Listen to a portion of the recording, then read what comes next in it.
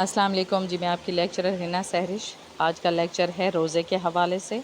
شروع کرنے سے پہلے آپ سب سے ریکویسٹ کرتی ہوں میرے چینل کو سبسکرائب کریں، مجھے سپورٹ کریں، میری چینل کو سپورٹ کریں۔ آپ کی سپورٹ میرے مدرسے کی سپورٹ ہوگی، چھوٹے بچوں کی سپورٹ ہوگی، کئی خاندانوں کی سپورٹ ہوگی۔ میں آپ کی بہت شکر گزار ہوں گی۔ تھینک یو سو مچ۔ میرے چینل کو سبسکرائب کریں۔ السلام علیکم۔ اعوذ باللہ من الشیطان الرجیم، بسم اللہ الرحمن الرحیم۔ میں آپ کی لیکچرر حنا سہرش آج نیا سبق لے کے سورۃ البقرہ کا آپ کے سامنے پیش خدمت۔ سورۃ البقرہ ورس نمبر 183۔ یا ایھا الذین آمنوا کتب علیکم الصیام کما کتب علی الذین من قبلکم لعلکم تتقون۔ اے ایمان والو، تم پر روزے فرض کیے گئے جیسے اگلوں پر فرض ہوئے تھے، اور کہ کہیں تمہیں پرہیزگاری ملے۔ کتب علیکم الصیام، تم پر روزے فرض کیے گئے۔ اس آیت میں روزوں کی فرضیت کا بیان ہے۔ شریعت میں روزہ یہ ہے کہ صبح صادق سے لے کر غروب آفتاب تک روزے کی نیت سے کھانے پینے اور ہم بستری سے بچا جائے۔ روزہ بہت قدیم عبادت ہے، جیسے میں نے آپ کو پہلے بھی بتایا، یہ اوائل سے حضرت آدم علیہ السلام کے دور سے ہی چلتے آ رہے ہیں۔ محرم کے روزے بھی تھے، تو بعد میں یہ نفل روزوں میں ہو گئے۔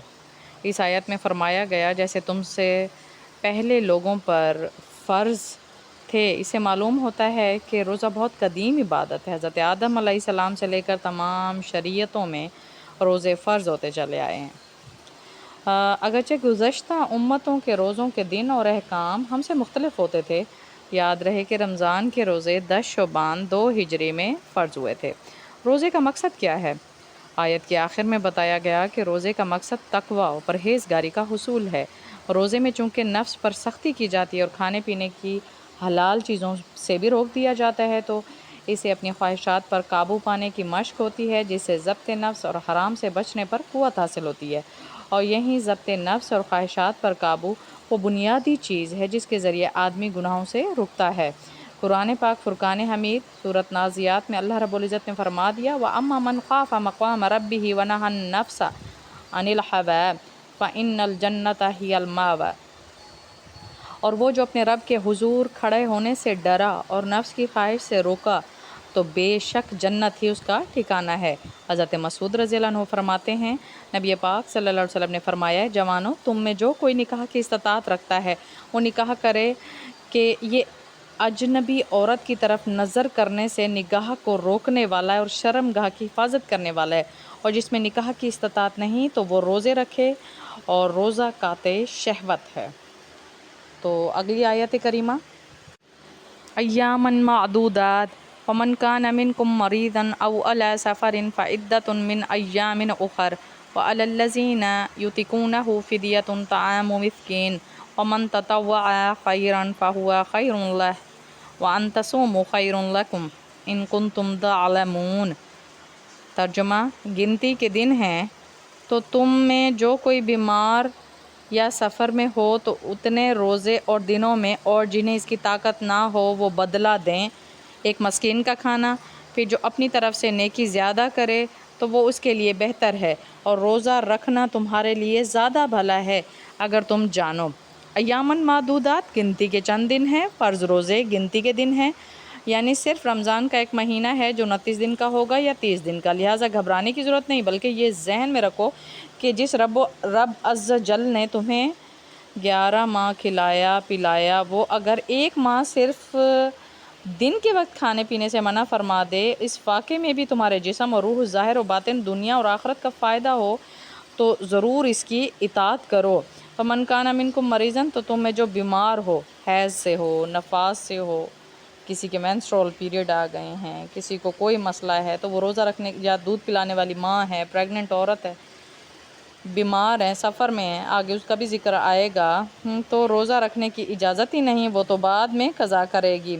اس کے علاوہ بھی چند افراد ہیں جنہیں روزہ چھوڑنے کی اجازت ہے، اور آیت میں بطور خاص بیمار اور مسافر کو رخصت دی گئی، لیکن یہ یاد رہے کہ سفر سے مراد 3 دن کی مسافت یعنی 57.5 میل یعنی 92 کلومیٹر اس سے کم سفر ہے تو روزہ چھوڑنے کی اجازت نہیں۔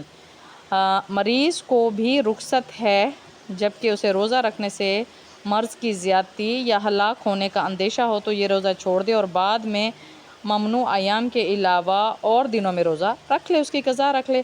البتہ یہ یاد رہے کہ مریض کو محض زیادہ بیماری کی یا ہلاکت کی صرف وہم کی بنا پر روزہ چھوڑنا جائز نہیں، بلکہ ضروری ہے کہ کسی دلیل یا سابقہ تجربہ یا کسی ایسے طبیب یا ڈاکٹر کے کہنے سے غالب گمان حاصل ہے جو کہ طبیب ظاہری طور پر فاسق نہ ہو۔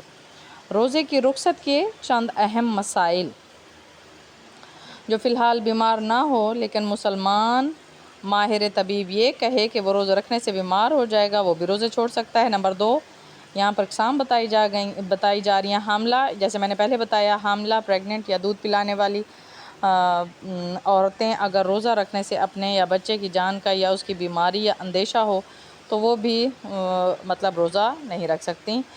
جس مسافر نے طلوع فجر سے قبل سفر شروع کیا اس کو تو روزہ چھوڑنے کی اجازت ہے، لیکن جس نے طلوع فجر کے بعد سفر کیا تو اس دن کا روزہ چھوڑنے کی اجازت نہیں ہے۔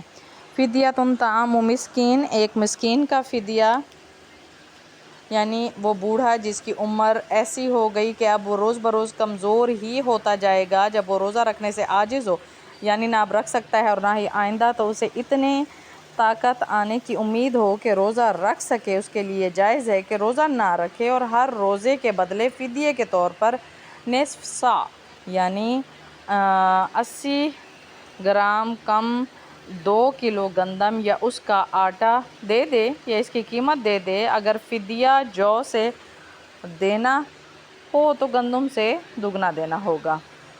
یہ بھی یاد رہے کہ اگر فدیہ دینے کے بعد روزہ رکھنے کی قوت آ گئی تو روزہ رکھنا لازم ہو جاتا ہے۔ اچھا، روزہ رکھنے کے بہت سارے طبی فوائد بھی ہیں۔ روزہ رکھنے سے معدے کی تکالیف، بیماریاں ٹھیک ہو جاتی ہیں، نظام ٹھیک ہو جاتا ہے۔ روزہ sugar level, cholesterol, blood pressure میں اعتدال لاتا ہے اور اسی وجہ سے دل کے دورے پڑنے سے کا بھی خطرہ نہیں ہوتا۔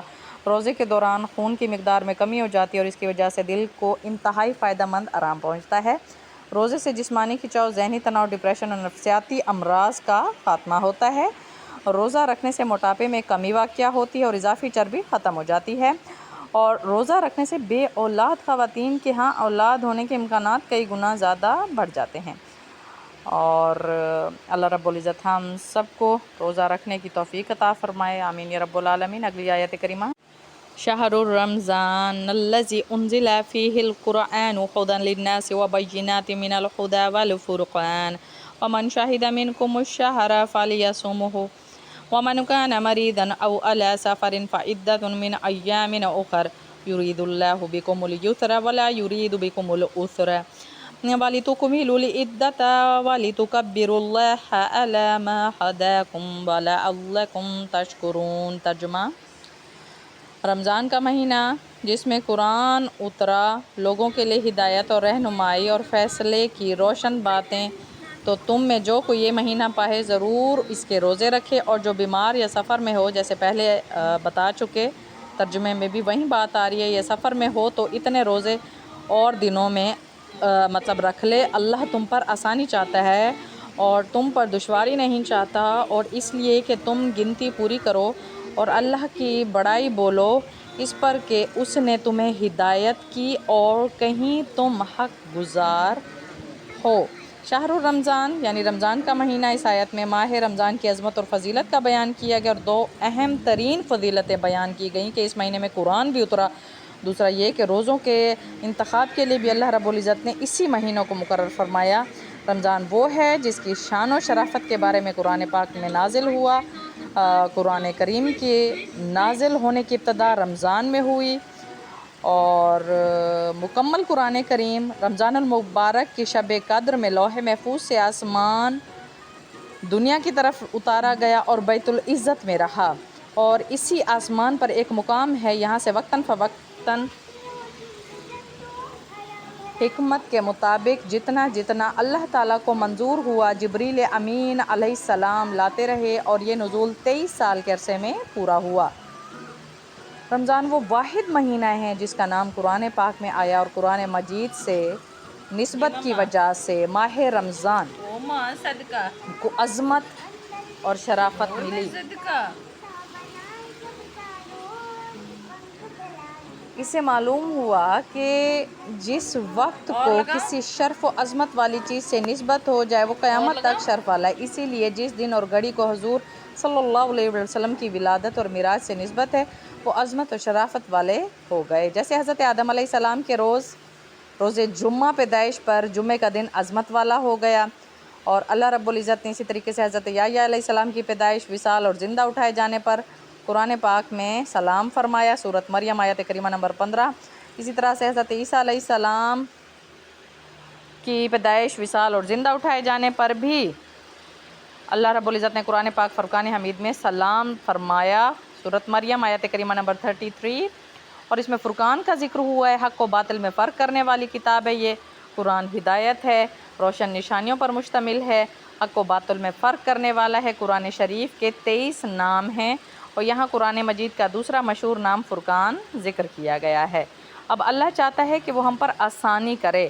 اللہ تعالیٰ نے اپنی عبادت ہم پر فرض فرمائی، لیکن اپنی رحمت سے ہم پر تنگی نہیں کی، بلکہ آسانی فرماتے ہوئے متبادل بھی عطا فرما دیے۔ روزہ فرض کیا لیکن رکھنے کی طاقت نہ ہو تو بعد میں رکھنے کی اجازت دے دی، بعض صورتوں میں فدیے کی اجازت دے دی، کھڑے ہو کر نماز پڑھنے کی طاقت نہ ہو تو بیٹھ کر ورنہ لیٹ کر اشارے سے بھی پڑھنے کی اجازت دے دی، 1 مہینہ روزے کا حکم فرمایا گیا تو 11 مہینے کھانے پینے کی اجازت دے دی، اور رمضان میں بھی راتوں کو کھانے کی اجازت دے دی، بلکہ سحری و افطاری کے کھانے پر بھی ثواب فرما دیا۔ گنتی کے چند جانوروں کا گوشت حرام قرار دیا تو ہزاروں جانوروں پرندوں کا گوشت حلال فرما دیا۔